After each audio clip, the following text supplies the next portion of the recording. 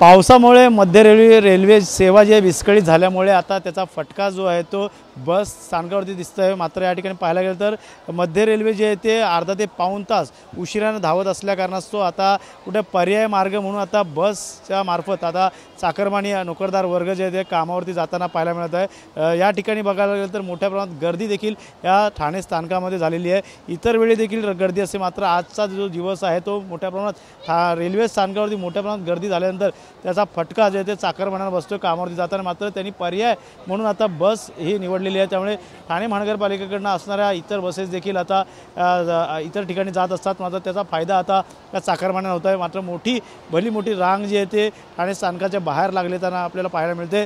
त्यामुळे नक्कीच सकाळच्या वेळेस कामाची वेळ झालेली आहे आणि वर्गांना देखील मोठा प्रमाणात याचा फटका बसला आहे, उशीर झालेला आहे। त्यामुळे मध्य रेल्वेची सेवा कधी आता सुरळीत होईल देखील पाहणं गरजेचं राहणार।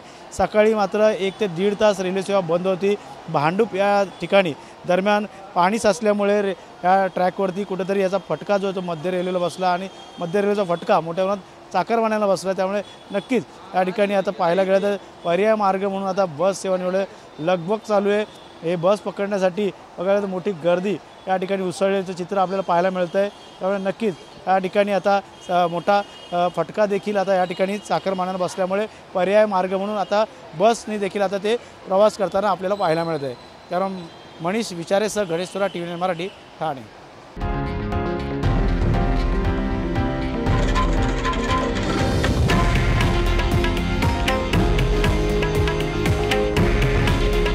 हे आहे देशातील नंबर 1 न्यूज नेटवर्क आणि आपण पाहत आहात TV9 मराठी।